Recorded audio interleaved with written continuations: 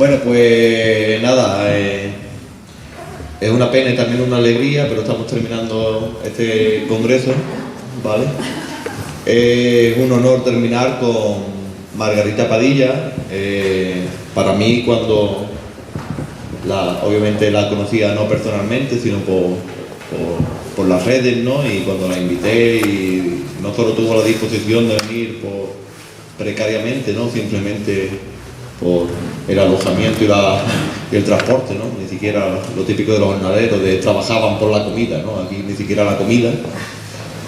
Y no solo que aceptó la invitación, sino que además pues me dijo para quedarse los 3 días, ¿no?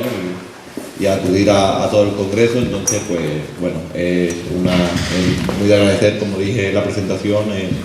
Esto ha sido posible porque los propios invitados han cogido esa onda de que esto no era algo solo académico, sino también social, y se lo han tomado como una parte del activismo, ¿no? De que aquí venimos a hacer un encuentro social. Y además ahora sí, de verdad me siento en casa, no me siento en Tramayor, y ya hablaremos después, porque me vais a permitir unas breves palabras después de la conferencia de Margarita Padilla para cerrar el congreso.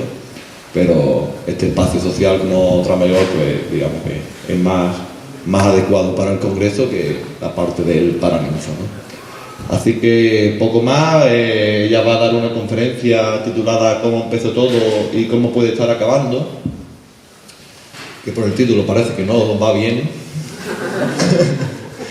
pero bueno, vamos a dar el paso a Margarita Padilla, ¿no? Y esperemos que si no va bien podamos de nuevo volver a empezar. Muchas gracias. Buenas noches.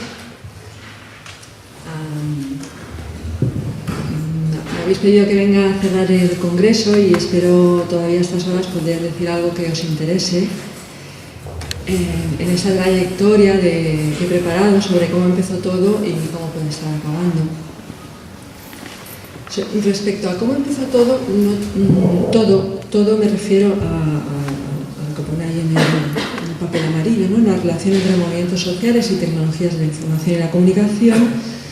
No tengo ninguna duda de que todo empezó el 1 de enero de 1994, porque fue ese mismo día en el que entraba en vigor el Tratado de Libre Comercio de América del Norte. Fue cuando unos grupos de indígenas armados ocuparon algunas cabeceras municipales del estado mexicano de Chiapas.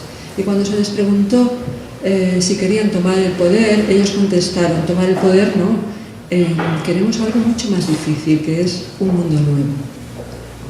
Sabéis que se considera esta revuelta como la primera revuelta contra el neoliberalismo, y al zapatismo tenemos que agradecerle, entre tantas y tantas cosas, la audacia con la que atinó a poner en crisis las formas tradicionales de hacer política.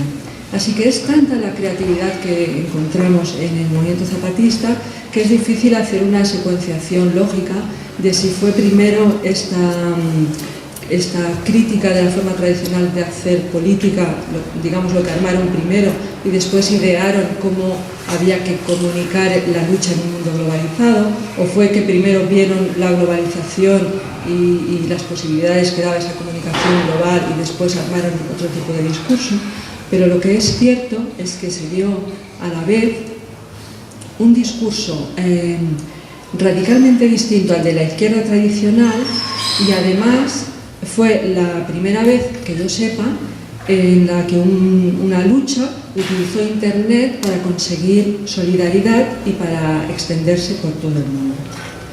Así que los zapatistas entendieron que en la lucha por ganarse la simpatía y el apoyo de la gente, el ordenador portátil iba a ser mucho más útil que sus Kalashnikov. Y así que a los pocos días de este 1 de enero, las ráfagas de las balas pues fueron poco a poco acallando y empezaron a tomar la palabra. Y nunca una guerrilla tan débil desde el punto de vista político y militar ha llegado a recibir una atención mediática tan desmesurada, porque 12 días de disparos garantizaron al Ejército Zapatista de Liberación Nacional más cobertura informativa que 30 años de guerra en Guatemala o en Colombia. Así que se merece esto que pensemos cuál fue la clave.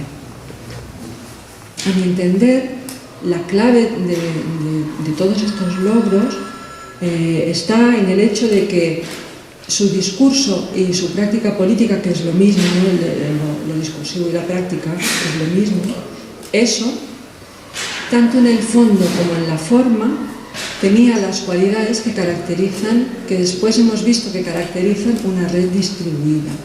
Por tanto, era una forma de hacer política reticular que se hizo amigable con las redes, ¿no? Se hizo amiga de las redes. Voy a intentar explicar ahora un poco, extrayendo de la política zapatista, cuáles serían algunas de las características de esta política reticular. Bueno, la primera cosa que podríamos notar es que el zapatismo habla con un lenguaje cercano a la gente, algo que se ha preguntado ahora, ¿no? Esto de el pueblo, la patria. Bueno, el zapatismo habla con un lenguaje sencillo, pero que no es vulgar, no es hueco, no es vacío, ¿no? Sino que es un lenguaje denso, comunicativamente muy denso, pero a la vez muy sencillo. Lo que está claro es que no utiliza el lenguaje de la especialización política de izquierdas, porque en sus propias palabras ellos dicen queremos hablar al corazón de las personas. Hablar al corazón de las personas significa que los documentos que van escribiendo se dirigen a alguien concreto, y muchas veces eso está explicitado en el encabezado. Entonces no se dirigen a una entelequia impersonal y abstracta o a una masa anónima de opinión pública, sino que se dirigen concretamente a tales gobernantes o a tal ONG o a tales otras organizaciones indígenas o a tal organización social. Entonces el otro, el receptor del mensaje, que está ahí, que es reconocido en carne y hueso y tiene rostro para llegar a su corazón, los textos y las comunidades y toda la producción zapatista va cambiando de registro según sea ese otro con el que quieren hablar. Y entonces es todo lo contrario de la generalidad discursiva, ¿no? De cuando algún político abre la boca, que sabes, puedes anticiparte a lo que va a decir, que no se puede hablar a todo el mundo igual. Y entonces vamos a encontrar ahí una cantidad de registros impresionantes que van pues desde el cuento, el relato mítico, las cartas personales, comunicados, crónicas, biografías, panfletos, pero también textos más formales como proyectos de leyes, ¿no? Una variación continua atravesada por la poesía. También podríamos notar que si el discurso político tradicional está construido bajo la forma polémica que se repite, o sea, da igual si es un programa de televisión que si voy a inaugurar un pantano, ¿no? La gracia de la política o la desgracia consiste en descalificar y anular al adversario, ¿no? En ridiculizarlo, en anularlo. Sin embargo, el zapatismo, desde su beligerancia y desde su combatividad, nos enseñó que el adversario puede ser reconocido y no tiene por qué ser descalificado por sistema. Pues si tuviéramos una charla más larga, podríamos traer a la mesa textos donde esto se ve claramente.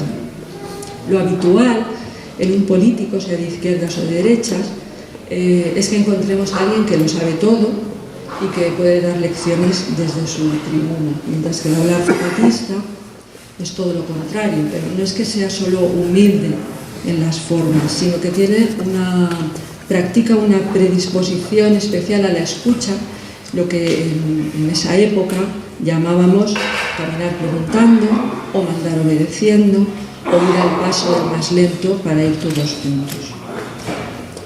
También encontramos muchas veces en el lenguaje político, no importa que sea también de izquierda, que los discursos los dirige alguien que habla a sus homogéneos. Entonces es un líder sindical, habla a los obreros, un líder estudiantil a estudiantes, un líder mediático a los telespectadores que están en el sofá de su casa, ¿no? Sin embargo, el zapatismo hizo un trabajo muy fuerte de construir y reconocer un destinatario plural. Y entonces, cuando ellos dicen detrás de nosotros estamos ustedes, ¿no? Pero ¿quiénes son esos ustedes? Pues ellos empiezan a enumerar, ¿no? Las mujeres excluidas, los indígenas olvidados, los homosexuales perseguidos, los jóvenes despreciados, los migrantes golpeados, van singularizando toda esa multiplicidad que reconoce como a quién te estás dirigiendo. Entonces,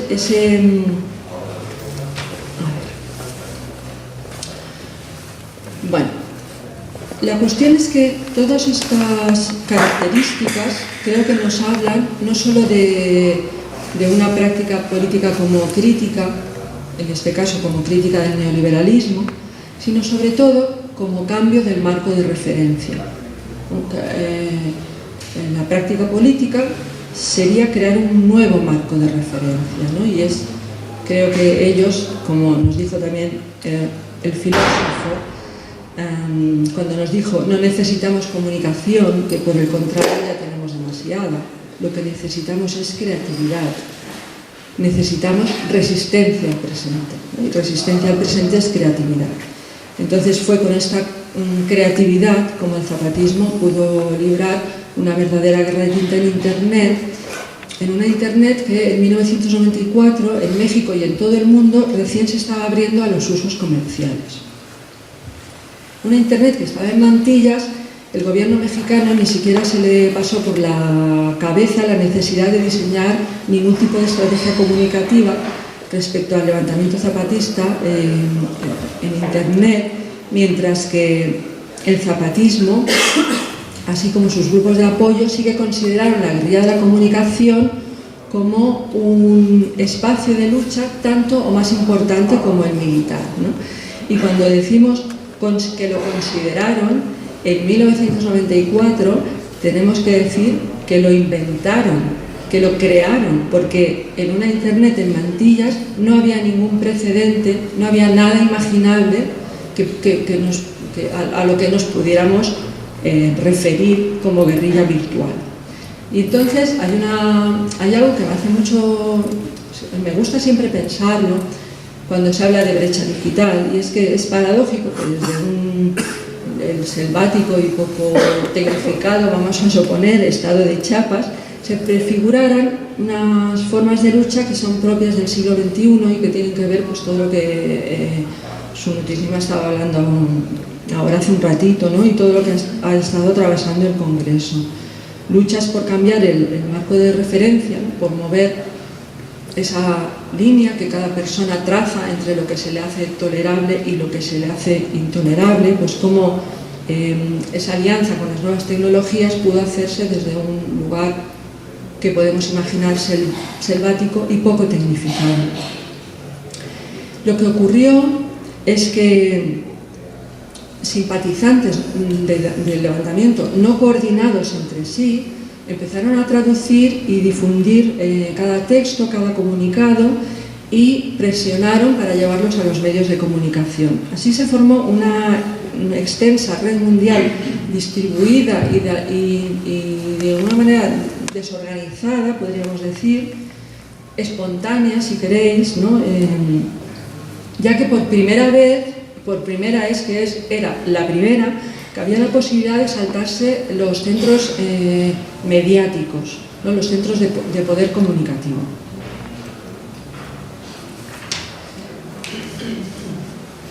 Vale.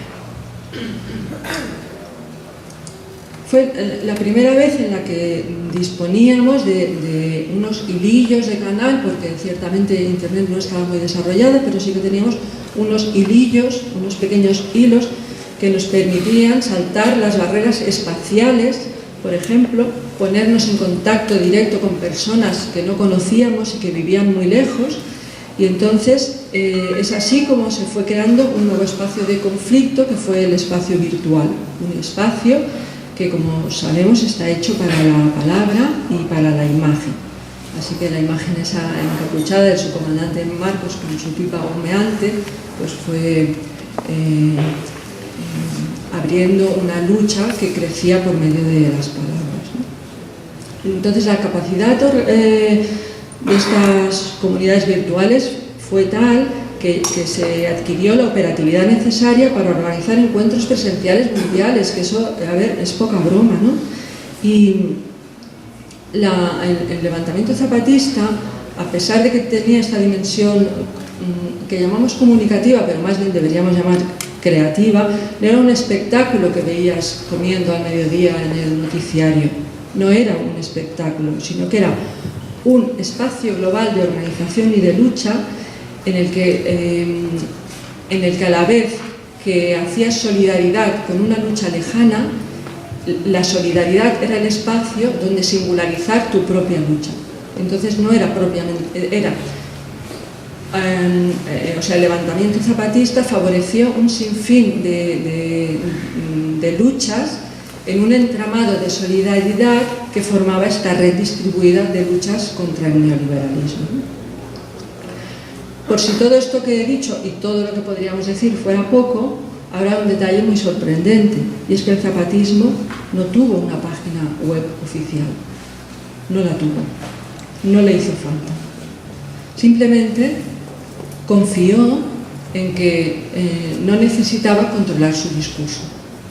Los demás podían diseminarlo y, si queréis, tergiversarlo, ¿no?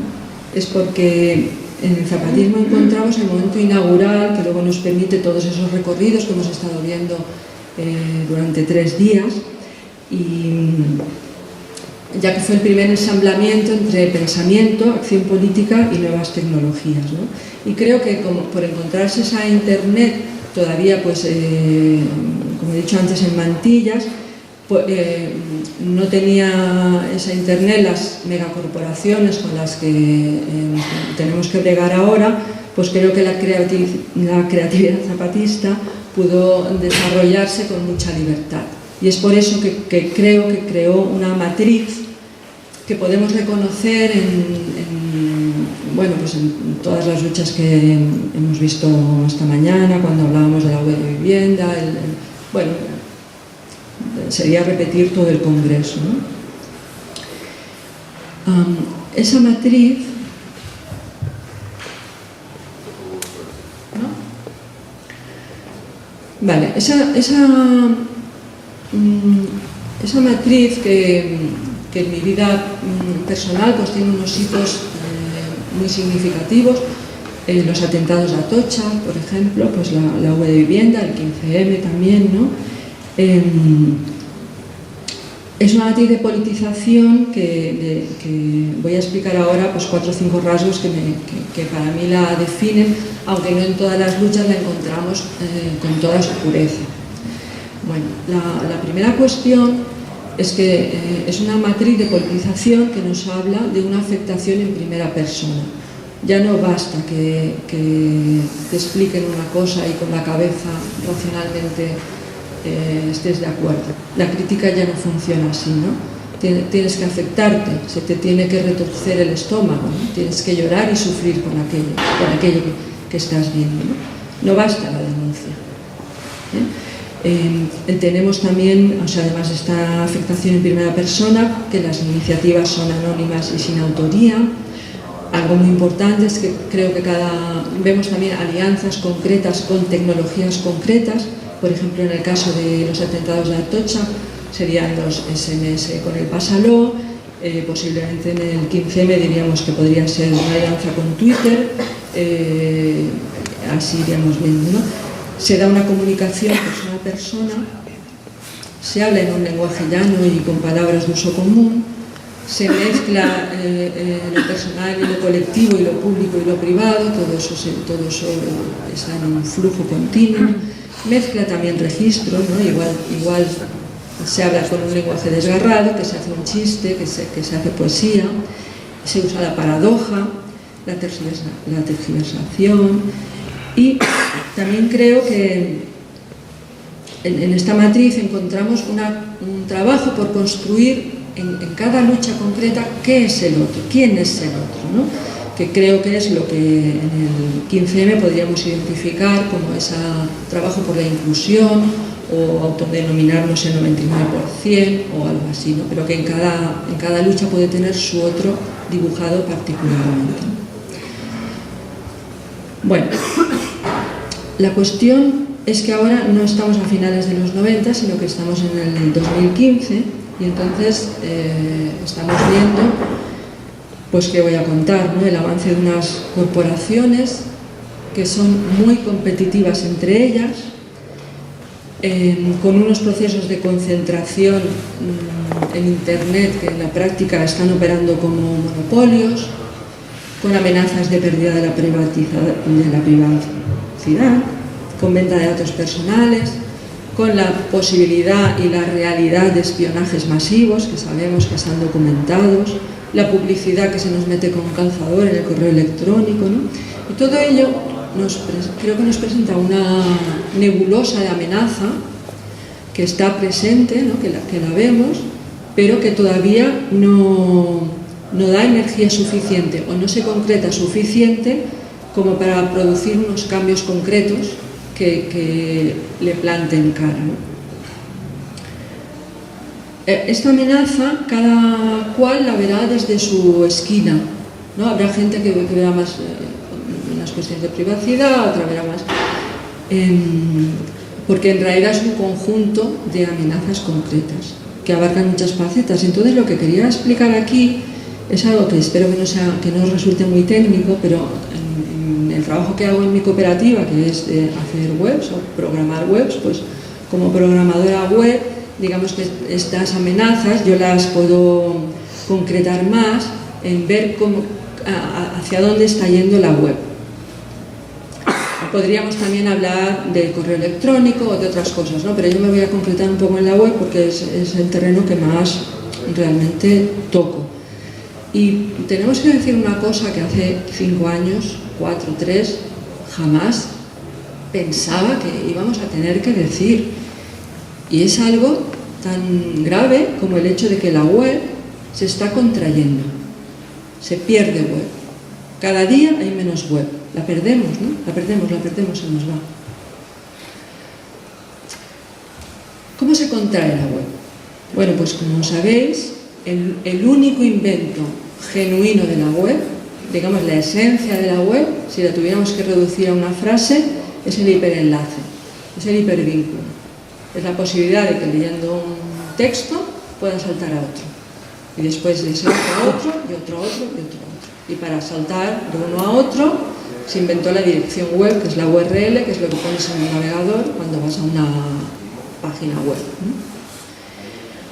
Lo que estamos viendo ahora con el avance de las redes sociales es que estamos publicando muchos contenidos que no son enlazables. No son enlazables porque o bien no tienen dirección web, como es el caso de un tweet, no se merece, los diseñadores decidieron que no se merecía poder ser enlazado, un tweet suelto, o bien tienen dirección web, pero solo puedes navegar en lugares cerrados y amurallados, como es el caso de Facebook. Esto creo que tiene que ver con los modelos de negocio de esta industria de los datos personales, que son modelos muy extractivos.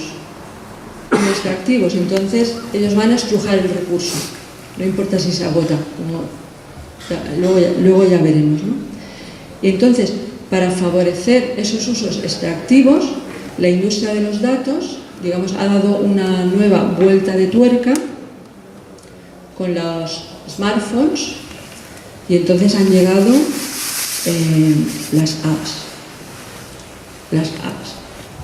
Así, donde antes tenías un navegador que era neutral o bastante neutral, navegador, el Explorer, el Firefox, lo que sea, bastante neutral respecto a los contenidos que te presentaba, ¿no? Era tonto respecto a tu navegación, a cómo tú navegabas.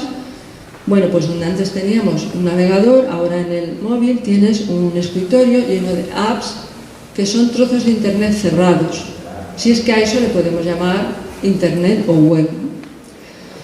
Aunque técnicamente te den acceso a la web, son, como digo, parcelas de web que no componen la Internet que amamos.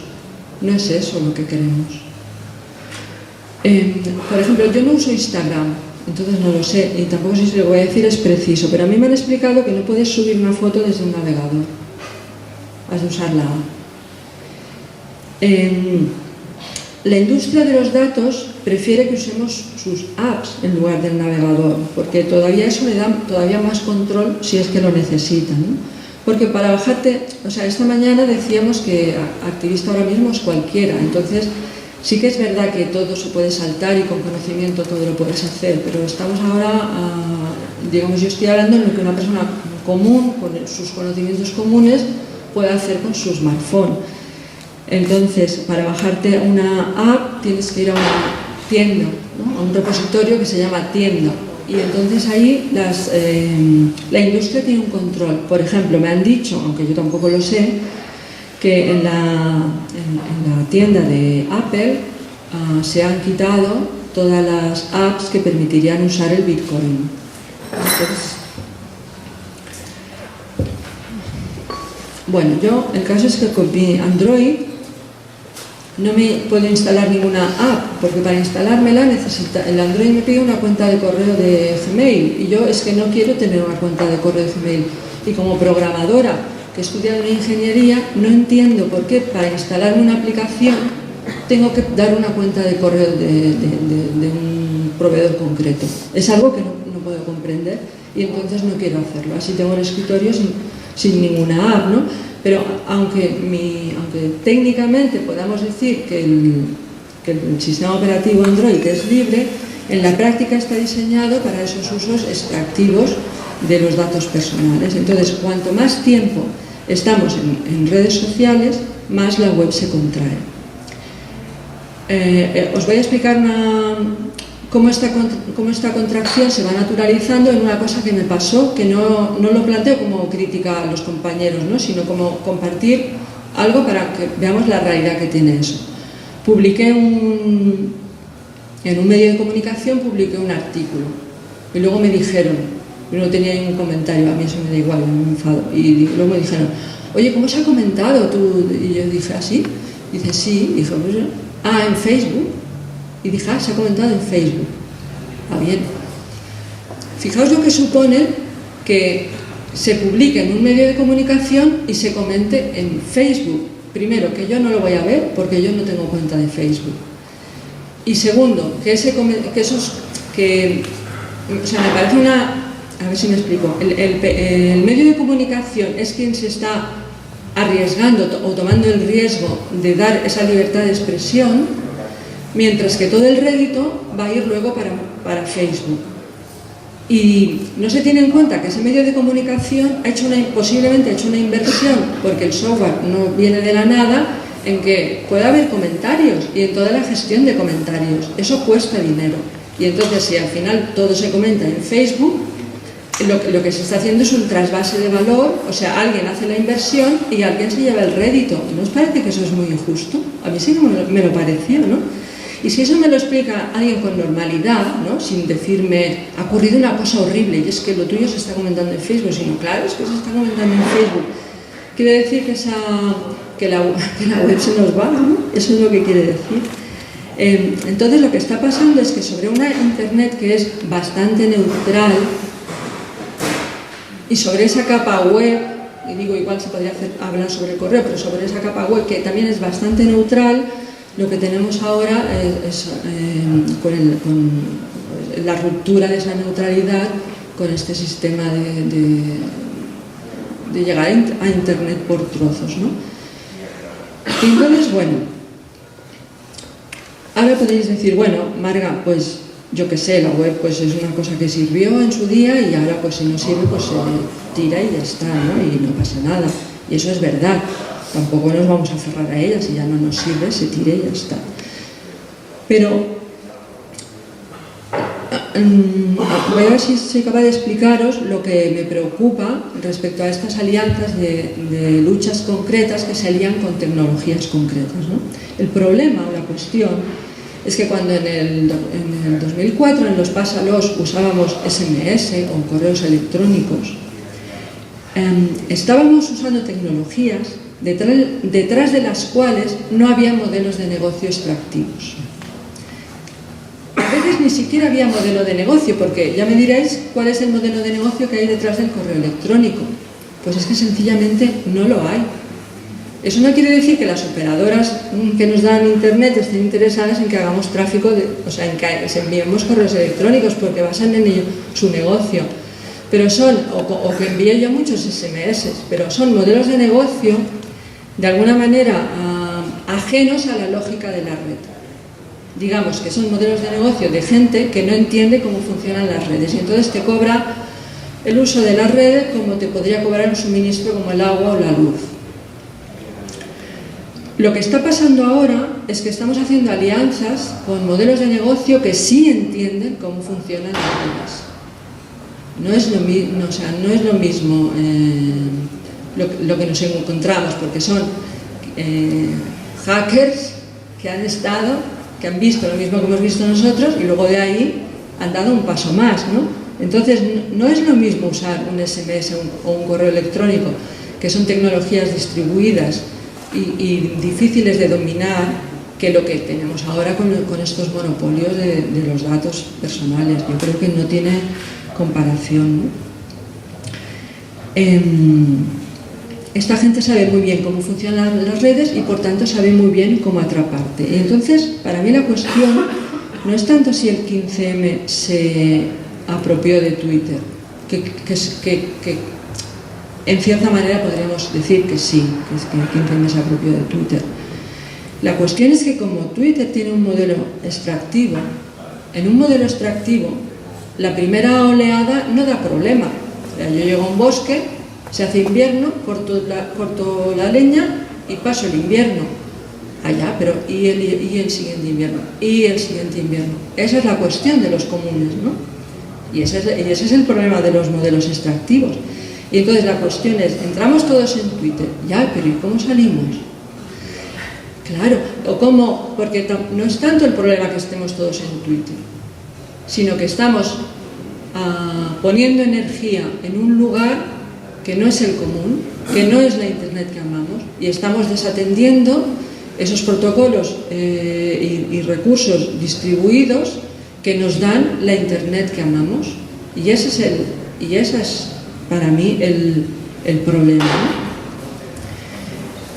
Creo que esto tiene que ver con las condiciones de neoliberalismo en las que vivimos, que por una parte nos hacen acusar mucha precariedad, pero todavía más significativo que la precariedad y más preocupante me resulta el ver cómo asumimos, yo me pongo también en la primera, ¿no?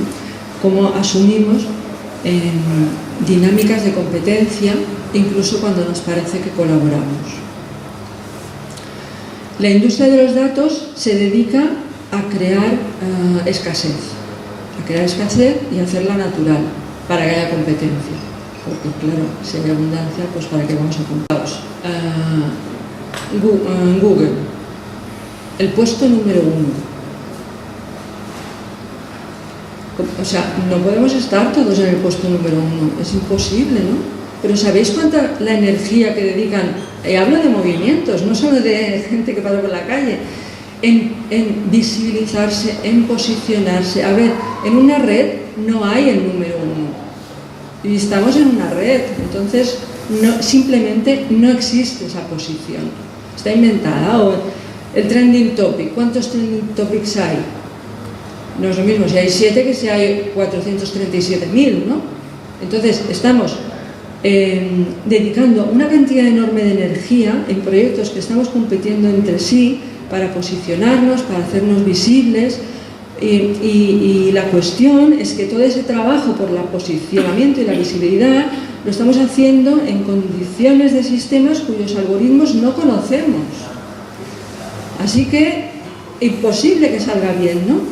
Y que nos obligan a asumir una renovación continua y a un dinamismo autoritario, ¿no? Y porque, yo qué sé, ¿por qué que una web no renueve sus contenidos la hace menos interesante? Aquí está la Wikipedia. No tiene que renovar las entradas a cada momento. ¿Por qué Google dice que eso es menos interesante, ¿no? Pero bueno, entonces ahí estamos poniendo contenidos dinámicos y sliders para que se muevan.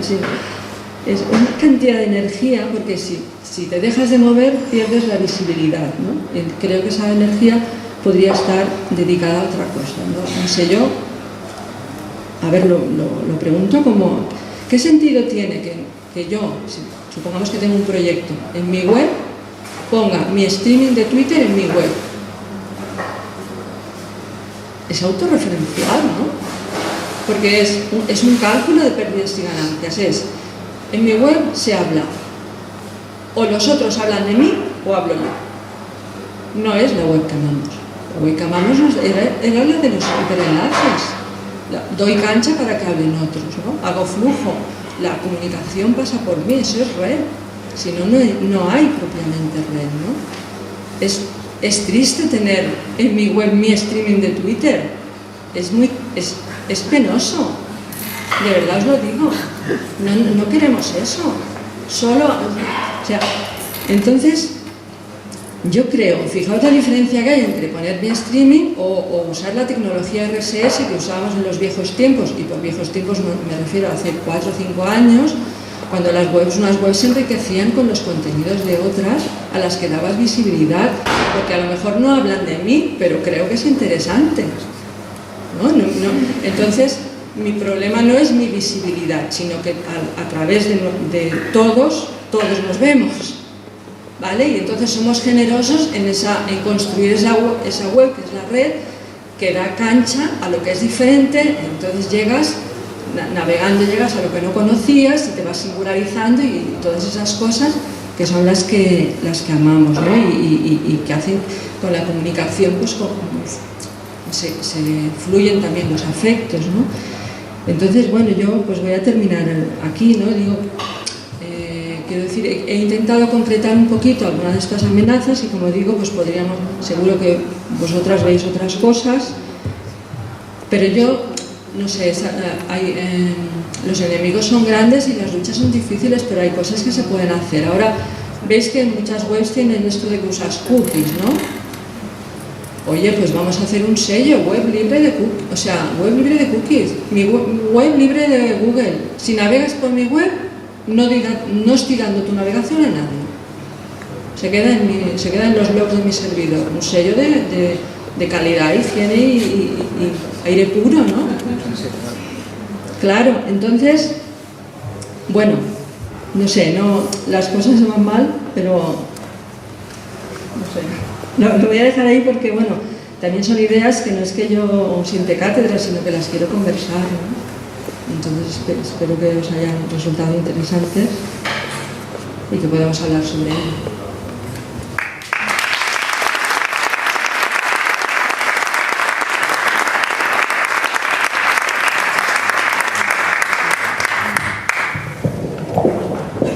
Seguro que hay muchas ganas de hablar sobre ello. Parece que va a ir. ¿Alguien tiene alguna pregunta, alguna sugerencia? Voy a hacerlo. Tengo poca voz, porque un poco resfriada. Sí. Hola, buenas, Margarita. Yo encantada de escucharte de nuevo. Me interesa mucho lo que estás hablando sobre el tema de la higiene, porque un poco a través de... O sea, yo no tengo Twitter y tampoco estoy en redes privativas, pero sí es verdad que para ciertas actividades de ciberactivismo hemos tenido que caer, por ejemplo, en meternos en Facebook por el tema de la invisibilidad que mencionas. Y lo que nos generaba mucha contradicción era precisamente como muchos de nuestros discursos eran censurados por Facebook. Hablo de ciberfeminismo, por ejemplo, como el tema de la corporalidad o como el tema de ciertos eslogans que utilizábamos, como nos censuraba, y sin embargo no podíamos escapar de estar allá por una cuestión de aglutinar a personas que colaboraran con nuestras actividades, que fueran a nuestros eventos. Entonces, en ese sentido me ha gustado mucho esa parte que has comentado de cómo nos salimos de esos medios, porque cuando hemos intentado, por ejemplo, involucrarnos con otra gente a través de We Rise Up o de otras plataformas que en realidad también son perfiles y que sirven para hacer contenido wiki o para crear grupos de trabajo colaborativos, no hemos conseguido pues, realmente ningún tipo de apoyo ni ningún tipo de participación, sino que estábamos como muy, no sé cómo explicarlo, pero como muy enclaustrados en ese mundo parcializado que ya nos han dicho que es donde estamos todos, donde todos nos podemos articular y además nos lo venden como el colmo de la libertad, cuando siento que es todo lo contrario, que realmente nos están parcializando lo que podemos, el contenido al que podemos acceder, nos está censurando y además detrás hay un montón de cosas, porque te puedes instalar el Vostery o te puedes instalar cualquier programa y te das cuenta todos los perfiles de audiencia que estamos, cosas en lo que estamos inmersos y todo el control ciudadano que están generando esas plataformas.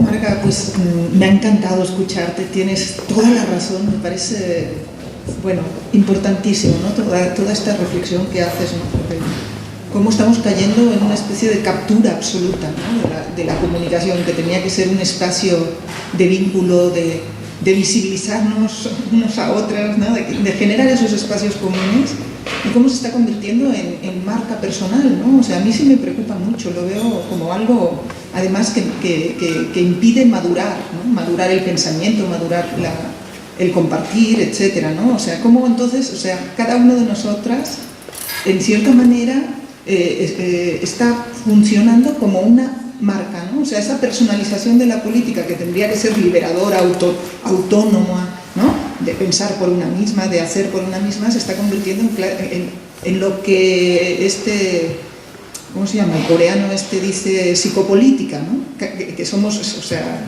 ahora sí que hemos interiorizado esa sociedad de control de la que hablaba Deleuze tan absolutamente, que ahora es un control sobre nuestras emociones y nuestros afectos a partir de las máquinas, ¿no? Entonces, bueno, yo veo también eso, ¿no? De la lucha por el trending topic, por el dato, como si eso fuera cambiar el mundo. Me parece pues, que es importante reflexionarlo, ¿no? Muy, muy importante. Y también te agradezco, me encanta que recuperes el origen, ¿no? O sea, bueno, no es el origen, hay muchos orígenes, pero que recuperes la experiencia zapatista, ¿no? Yo, quizá vieja y viniendo de otro lado, ¿no? La siento tan ausente, la reflexión sobre que esto, o sea, pues eso, va más allá, ¿no? De tecnología y tiene también unas patas y unas experiencias que son importantes de pensarlas, de recuperarlas. Entonces, más que preguntas, pues me encantaría que siguiéramos hablando.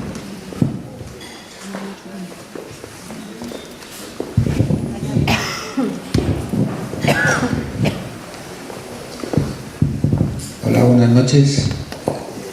Hola, la verdad es que yo también me he sentido bastante identificado con prácticamente todo lo que has comentado, y comentando lo que tú decías, es cierto que parece que el tema zapatista se lo ha llevado el viento, el tiempo, pero que fue el comienzo de lo que ahora se viene a llamar ciberactivismo, ¿no? Entonces, pero resulta simbólico, y ahí lo dejo también para meditar, que viene precisamente de un grupo de gente que intenta luchar por su supervivencia, por su legado de más de miles de años, que es decir, ya basta, que era el grito, y este ciberactivismo viene precisamente de indígenas que no tienen conexión a electricidad ni a nada, ¿no? Entonces, bueno, ahí lo dejo, ¿no?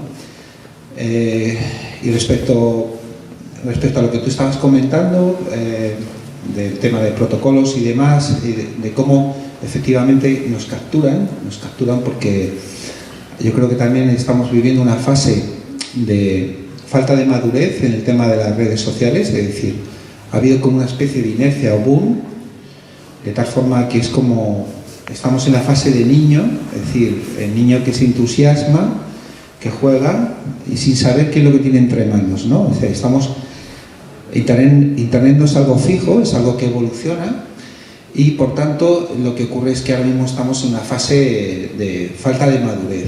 Es decir, las redes sociales en esta época que estamos viviendo pues se están caracterizando por una determinada historia, ¿no? Es decir, si yo no enseño mi ego y no enseño determinada historia, qué fácil es hacerlo, porque hace unos años no había tecnología para hacerlo, para yo publicar mi foto, escribir mi historia, entonces es muy interesante el que tú estés y que los demás te vean. Bueno, eso es una fase que creo que estamos teniendo, pero que además está sirviendo para sentar un precedente, que es un precedente de captura, ¿no? O sea, está siendo capturado y archivado.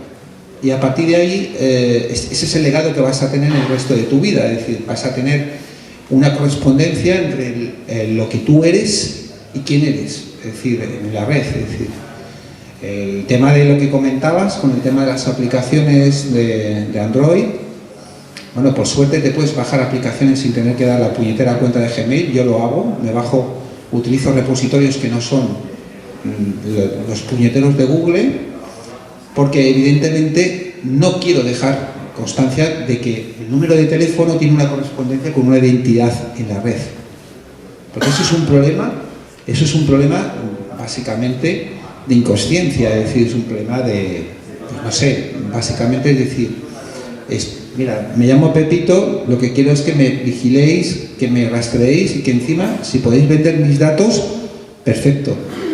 Porque estoy entusiasmado de utilizar aplicaciones gratis donde la mercancía, lo que cuesta y lo que se está traficando eres tú mismo, es decir, por eso es gratis. Entonces, la expresión de esa Internet que amamos es muy interesante lo que tú has comentado, porque la Internet que amamos es la Internet colaborativa, lo que siempre ha sido Internet. Es decir, la Internet evoluciona porque la gente ha realizado cosas que ha donado a la comunidad, ¿vale? Entonces, ¿en qué situación estamos ahora? Estamos en una situación en la que una de dos, o empezamos a utilizar las herramientas técnicas que tenemos, protocolos nuevos o protocolos que ya se están utilizando, pero necesitamos hacer lo que tú has comentado, es decir, señores, podemos crear soberanía tecnológica, podemos utilizar o podemos marcar el tema de que una determinada página web está libre del gran hermano. ¿Por qué no se puede marcar? ¿Por qué no se puede crear una ola, al contrario, donde la gente se empieza a preocupar? La razón es que estamos en una fase en la que el daño a la privacidad y el daño a tu identidad personal todavía no se ha producido de una forma grave. Entonces todo el mundo lo ve como una amenaza, pero no ha pasado nada todavía lo suficientemente grave como para que la gente empiece a darse cuenta. Es decir, estamos en el 2015, un año donde además se está oficializando y se va a oficializar la ciberguerra que es básicamente donde los estados ya empiezan a tener razones como para justificar el rastreo y el espionaje de las personas normales simplemente por tu propia seguridad. Entonces veremos cómo a partir del 2015 entramos en una nueva fase, en la que llegará un momento en el que el tema de la privacidad o el tema de la seguridad personal, fíjate lo que te digo, tendrá importancia. Todavía faltan unos años para eso y entonces es cuando la gente va a empezar a reaccionar, pero la cuestión es, ¿será tarde? ¿Hasta que pronto te habrán comido lo que tenías, efectivamente? Gracias por la brevedad. Por favor, pregunta breve. Me queda a gusto. ¿Tú quieres responder? Vale. Yo también tengo una pregunta, y es, ¿qué podemos hacer? ¿Qué se os ocurre en concreto que podemos hacer? Pregunta un poco difícil. ¿Quién me había pedido por aquí?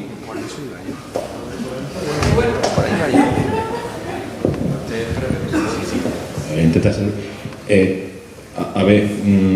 Voy a intentar poner un ejemplo, pero es que creo que la respuesta que yo tengo por el que podemos hacer me la diste tú. Entonces, además me gustaría que de hecho lo explicaras, ¿vale? Voy a poner el ejemplo que voy a intentar ser breve, ¿vale? Pero entre los distintos movimientos en los que yo he participado ha estado P-Olivo, ¿vale? La iniciativa en la que intentamos denunciar la manipulación del Euribor, ¿vale? Y bueno, pues conforme íbamos funcionando, una de las cosas que nos dimos cuenta es que no teníamos recursos, ¿vale? Entonces, yo junto con los compañeros planteamos la locura de, bueno, ya que los anuncios que se ponen en webs se ponen relacionados al contenido que tú pones en tu blog, en tu página, dado que nuestro blog va sobre estafa bancaria, además, estamos hablando siempre de bancos, si ponemos un AdSense o otro tipo de publicidad, el contenido relacionado, los anuncios relacionados van a ser anuncios de banco. Que sea la propia publicidad de banco la que financie la iniciativa de luchar contra los bancos, ¿vale? Entonces, esto lo planteamos y en aquel momento yo ni siquiera, bueno, creo que, no sé si fue con Mange o con quién fue el que me acompañó, no salió, al colectivo no lo dio, algunos porque no veían que hubiera que entrar dinero, otros porque no querían que lo tenían que dar los bancos, etcétera, ¿vale? Pero en aquel momento no teníamos un marco teórico que un poco le diera salida a eso, ¿no? Pero poco después tú presentaste tu libro, hiciste un encuentro con la gente de DRI, hiciste un nombre con nosotros, y explicaste el caso de Wikileaks y por qué trabajó con los grandes medios. Y hay una frase que a mí me grabaste a fuego, que fue la de sí, nos ponemos en contradicción nosotros a cambio de ponerlos a ellos en crisis. Y creo yo que por ahí, lo que pasa es que lo que no he encontrado, o sea, lo que no sé exactamente es cómo hacerlo. Pero creo quizá, y un poco también lo he dicho, es provocando quizá que haya ese gran fallo gordo o esa crisis gorda que efectivamente les lave la cara, últimamente va a pasar en Twitter con lo de barbija puta, etcétera.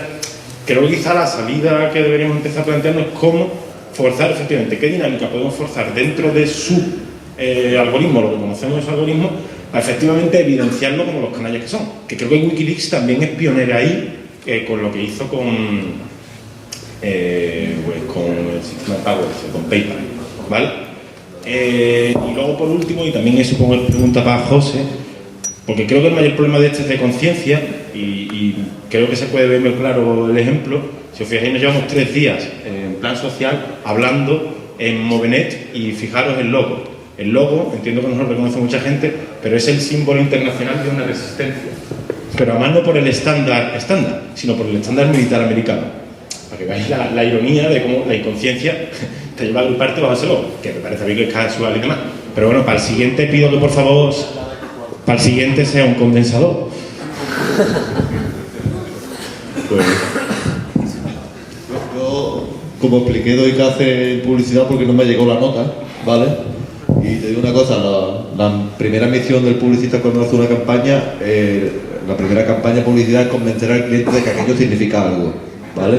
Entonces, si queréis, decimos que esto es una resistencia, pero es mentira, es una M.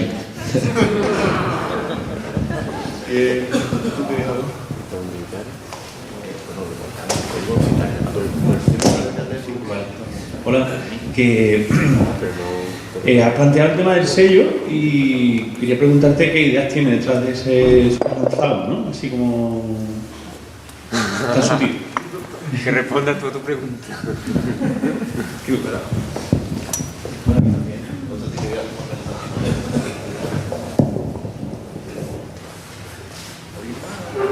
Bueno, para poder poner el sello con veracidad, tendrías que en tu web no tener ni vídeos de YouTube, ni streaming de redes sociales, ni analítica de Google Analytics, ni fuentes que no estén incrustadas de Google. Bueno, o sea, tendrías que ver que realmente no está, o sea, mirar tus cookies y ver que estás limpio, no estás infectado. La cuestión es la pregunta es si nuestras audiencias, o sea, la gente que mira tu web o la mía, entendería lo que significa ese sello o diría, vaya web más chorra, si no tiene ni un vídeo. Porque si no, o sea, para que nos dé valor algo, ha de estar valorizado. Y para que esté valorizado hemos de quizá explicarlo más. No lo sé, a lo mejor hay audiencias, hay grupos que sí que ya lo empezarían a valorar. Quizás sí. Eso es ponerse.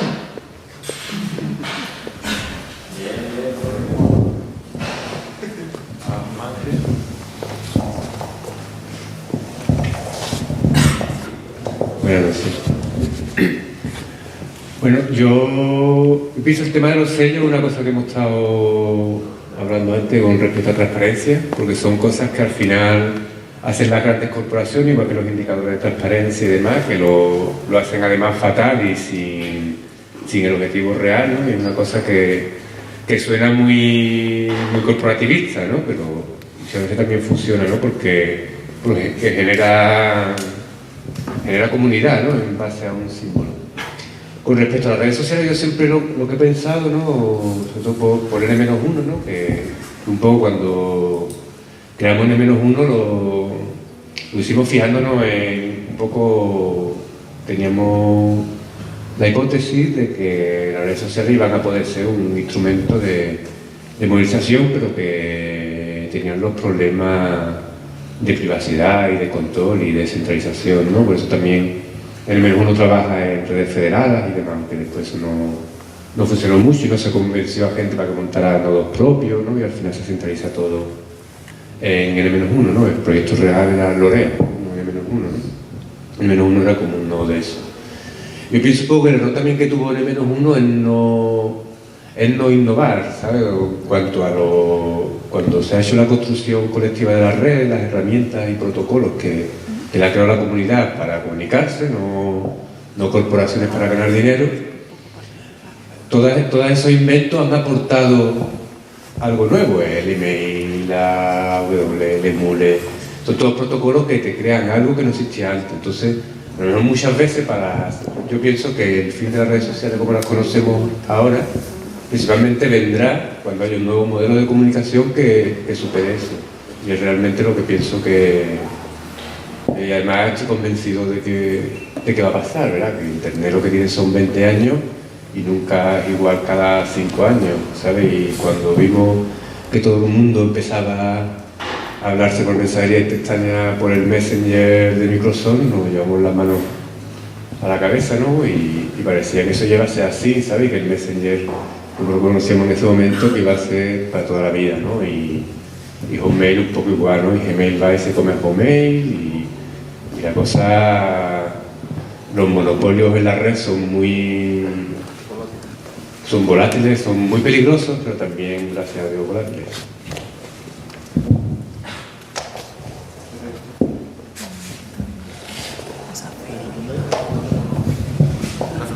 A ver, yo tengo un niño de 5 años que me está obligando a responder. Ese cambio de realidad no ocurre solo, eso lo tienes que tú también construir, lo tienes que poder hacer. Mi pregunta es, ¿qué está pasando con el lenguaje? El lenguaje que incluso me ha pasado con ciertas respuestas aquí que yo no era capaz de entender. Alguien que está cerca de la tecnología.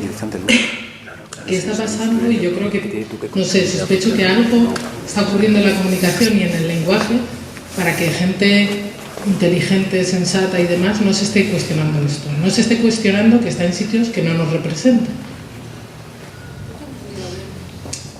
Es decir, ¿cómo podemos comunicar, ¿no? Igual que, por ejemplo, se hablaba antes de Podemos y cómo con ese lenguaje sencillo, incluso con el zapatismo, ese lenguaje que hacía, que era un lenguaje sencillo, que mucha gente podía entender, ¿qué está ocurriendo entre la gente que se dedica a la tecnología, que no está siendo capaz de armar un discurso que entienda? Gente que seguramente si fuera un lenguaje mucho más sencillo pudieran entender los riesgos. ¿Sabes a lo que me refiero? Sí, pero eso sí que tengo respuesta. El discurso no lo tiene que hacer la gente que está en tecnología. No. Lo tiene que hacer cualquiera. ¿Vale? Es que lo que observo muchas veces en relación a la tecnología es que no sé si tiene que ver con el mítico origen hacker o con qué, que se considera una actividad especializada, que ciertamente lo es, ¿no? Pero a mí, o sea, muchas veces en conversaciones la gente me dice, yo de esto no entiendo. Yo le digo, ya, pero es que aunque no entiendas de química, si el aire está contaminado, lo respiras igual. Nadie te dirá, si le explicas que el aire está contaminado, nadie te dice, esto es de los químicos, que lo resuelvan los químicos. Y eso es creo que lo que está pasando. La gente que está en tecnologías o que estamos en tecnologías a lo mejor no tenemos el don de la oratoria, pero el problema es social, es de todo el mundo. No es de... Sí, pero ¿qué está pasando para que no sientas que ese territorio es legítimo? A eso me refiero. que la tecnología no es algo que pueda ser legítimo para una persona que no... Vale, yo eso no lo sé, pero a lo mejor vosotros sí que lo sabéis. ¿Qué es lo que separa a la gente de...? Porque alguien lo primero que te dice se siente obligado a decir... Es que, mira, estuve en una feria de economía social, ¿no? Entonces estábamos en una empresa, la mía que hace webs, y al lado una que hace gestión de conflictos. Entonces la gente pasaba y se acercaba a la nuestra y mucha gente decía, yo de esto no entiendo. Decía, pero no te lo he preguntado. Luego si iba a la de gestión de conflictos no les decía eso. Y a lo mejor tampoco sabes nada de gestionar conflictos. ¿Por qué tienes por qué se crea esa...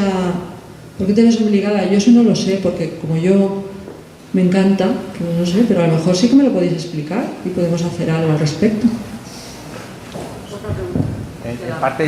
Yo no tengo una respuesta, pero tengo una hipótesis, si me permitís. Tú que tienes un niño, ves los dinosaurios, ¿no? Tengo una hipótesis.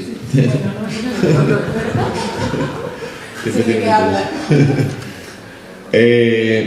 Yo creo que pasa un poco como con la crisis política, ¿no? Es decir, cuando la primavera árabe se dan cuenta de que tiene una dictadura porque le falta el pan, ¿no? Aquí en España empieza a cuestionarse el régimen del 78, ¿no? La falta de democracia cuando sube el paro y bajan los salarios, ¿no? Yo creo que estamos en una sobreabundancia en Internet, ¿no? En el que la gente, pues, oye, ¿qué me está contando de la privacidad? ¿Qué me está contando de la neutralidad de la red? Mira qué móvil más molón y cómo funcionan estas apps y qué fácil van, ¿no? Que a lo mejor necesitan tener una crisis en ese sentido, ¿no? De ver que algún día, pues, esta app le corta, ¿no? O que algún día, para que cuestionen, digamos, todo el resto de modelos, ¿no? Una hipótesis tan válida como la de ese dinosaurio, ¿no? Que no está muy trabajada, pero puede ser que sea eso, ¿no? La gente, ante estos argumentos, la gente que no tiene mucho interés por la de eso, es como, ¿qué me hablas? La facilidad, esto es muy fácil.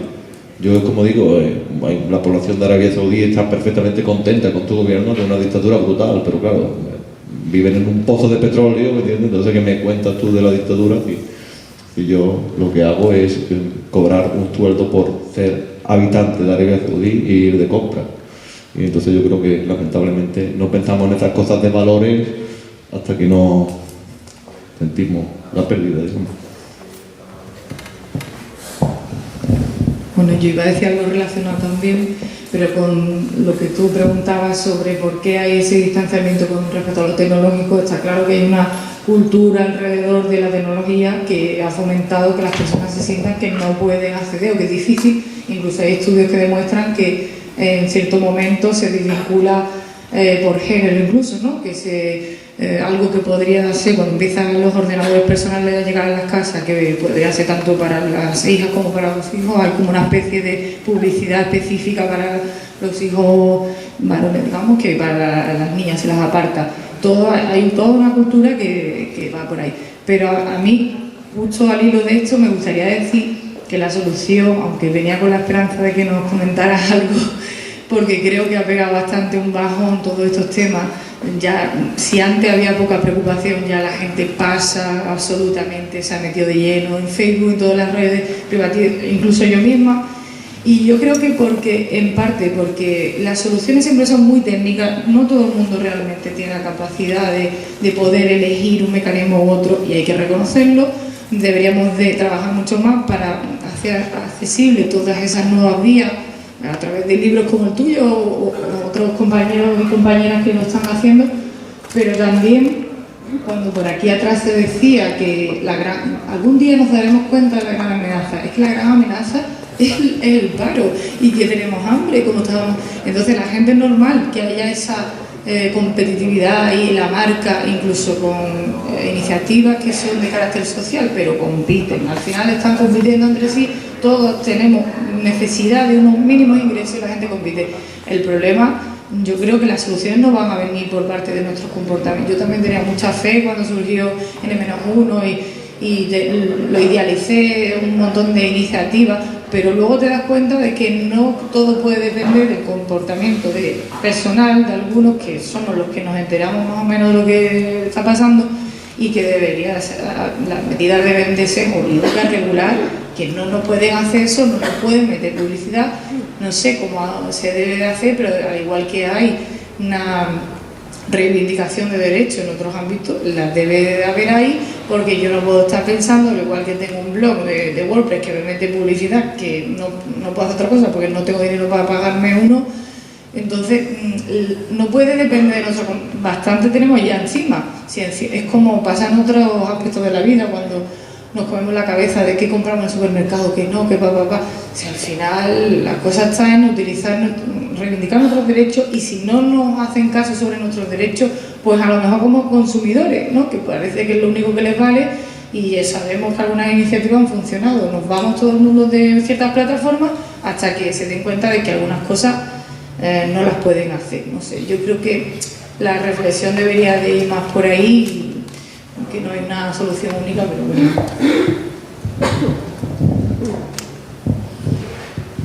Si hay alguna otra pregunta muy importante.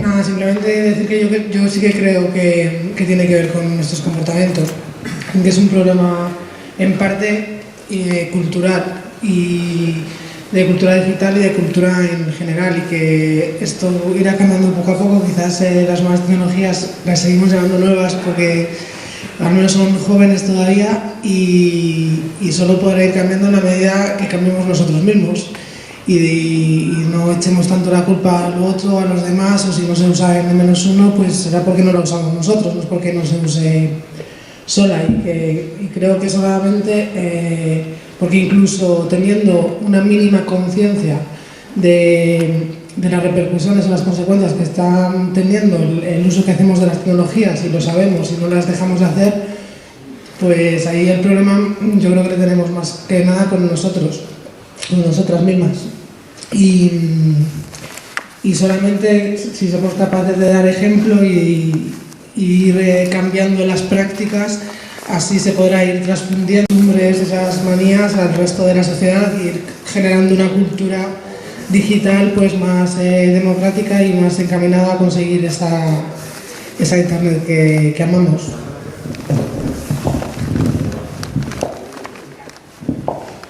¿Alguien más? Vamos acabando, ¿vale? Última pregunta. Era una reflexión. A ver, las vidas de las personas son lo suficientemente complejas como para que todo lo que hagamos en nuestra vida sea reflexivo. Y tomar una decisión como la que se está planteando de irnos de determinadas plataformas requiere bastante reflexión. Además, como todo el mundo está ahí, requeriría una reflexión colectiva bastante grande. Y los humanos muchas veces, como no en todas nuestras decisiones utilizamos el razonamiento, actuamos por impulsos normalmente que nos ven impuestos desde fuera. Entonces, para que abandonemos estas plataformas, probablemente lo que tiene que suceder es que la parte contraria tense mucho la cuerda y todo el mundo se desencante y se vaya a otro sitio. Pero colectivamente probablemente no vamos a tomar la decisión de irnos, porque cuando ponemos la balanza de los beneficios que nos aportan y los perjuicios que nos provocan, los beneficios siguen pesando mucho más para la mayoría de la gente. Entonces, sobre todo los movimientos sociales no van a abandonar estas plataformas porque son un altavoz que les permite llegar a más gente. Y los movimientos sociales, el primer objetivo que quieren es llegar a gente. La última, por favor, para que vayamos acabando. Sí, me ha llamado la atención lo que acaba de decir el compañero sobre cambio de plataformas y tal. Yo creo que estamos perdiendo de vista en qué momento empezó a usarse las plataformas actuales, ¿no? Se nos ocurrió de repente que Facebook era estupendo, se nos ocurrió de repente que Twitter era maravilloso, ¿no? Seguimos teniendo ahí un medio de comunicación que es el dominante, que es la tele, y en el momento en que los gobiernos firmaron el poder censurar Twitter y Facebook, fue en el momento en que empezaron a salir hashtags y páginas de Facebook y publicidad sobre Facebook y Twitter que, por ejemplo, nunca han tenido N-1 o cualquier otra plataforma. Entonces, el uso de una plataforma es una decisión política que se puede cambiar por los poderes políticos, no por 4 frikis que somos aquí que decidamos qué otra es mejor. Muy bien, eso es. Sí, señor.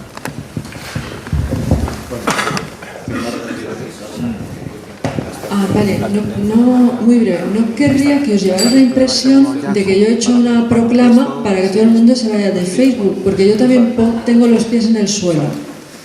Lo que digo es, el neoliberalismo nos hace vivir cada vez más en centros comerciales. La universidad es un centro comercial. Entonces, en un centro comercial también paseas, también hay sitio para que jueguen los niños, también los mayores están calentitos en invierno y fresquitos en verano, también se puede tener su cierto grado agradable y su espacio de socialidad, y puede haber músicos tocando música y tal. Pero creo que estaremos de acuerdo en que hay una diferencia entre eso y la plaza pública o la calle. Lo que yo digo es, cuanto más visites el centro comercial, más tienes que cuidar la calle. Y creo que estamos desatendiendo el cuidado de la calle. Para mí no es tanto un llamamiento a vamos a organizar cómo nos vamos todos de Facebook, sino alerta. Te estás olvidando de que para ir al centro comercial tienes que pasar por la calle, y esa calle se está degradando. Y esa calle es el procomún. El centro comercial lo usaremos tácticamente o no, o si el neoliberalismo aprieta o afloja, lo usaremos más o menos. Yo quería como aclarar un poco la táctica a la que me refiero. Bueno, muchas gracias, Margarita. Vamos a ir terminando. Bueno, sí,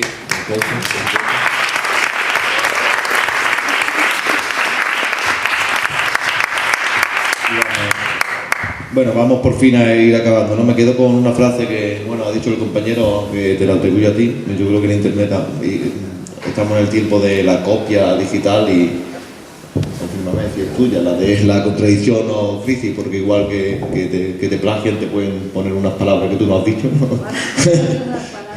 Lo de estar nosotros en contradicción para ponerlos en crisis, ¿no? Es una idea que tomé de otros. Vale. Pues yo la voy a tomar de ti también, ¿no? Para eso estamos en la época de... yo creo que eso es lo que hemos intentado, ¿no? Lo que hemos intentado hacer en este congreso, ¿no? Ponernos en contradicción, ¿no? Para ponernos en crisis, ¿no? Entonces, bueno, para terminar quiero, por supuesto, darle las gracias a Margarita, ¿no? Por haber accedido a venir, a todos los autores de comunicación, ¿no? Que han estado en este congreso, a todos los invitados, ¿no? Que eso de invitados como no es cierto, invitados es que le llamas, pero han puesto tu esfuerzo para venir aquí, ¿no? Porque han visto ese carácter también social, a todo el público, ¿no? Que también ha venido, ¿no? Tanto el real como el virtual, que también es real, aunque no veamos sus cuerpos, pero son también cuerpos que han estado siguiéndolo a través del streaming, ¿no? O a través de las redes sociales, ¿no? Y en definitiva, yo creo que, bueno, estamos en una época del hacking y de la remezcla, ¿no? Que lo hemos intentado hacer, ¿no? Hemos intentado hackear la academia y remezclarnos, ¿no? Y estamos en esa época de identidades difusas y de contradicciones, ¿no? En las que se puede ser, como en mi caso, uno de los agraciados con el dedo de Pablo Iglesias y que te encante escuchar a su notísima, ¿no? Como comenta, ¿no? Todos esos defectos que tiene, ¿no? Se puede usar Windows para utilizar y para promocionar el 15M, o usar Debian para ver vídeos de gatitos. En definitiva, se puede estar en la academia para tener un lugar calentito o intentar calentar la academia, ¿no? Y es lo que hemos intentado hacer, ¿no? Ayer teníamos una mesa sobre la relación entre la academia y los movimientos sociales, que realmente es como plantear un tema que en verdad en la academia no existe, ¿no? Es que nadie se plantea este tema, que haya que tener relación con los movimientos sociales. Y bueno, hay ideas, ¿no?, contradictorias, ¿no? Algunas veces los que, a pesar de conocer y reconocer que la academia, como ha dicho Margarita, es un centro comercial, ¿vale?, en el que, bueno, se puede pasear, pero es un centro comercial, lamentablemente, aunque no debería ser así. Para los que estamos algunas veces, yo he pensado que, aparte de que te puede dar cierta libertad, ¿no?, y bueno, trabajar en la universidad es chungo, pero trabajar en el Corte Inglés es más chungo todavía, ¿no? Es decir, por lo menos puedes organizar algo y puedes sacar algo.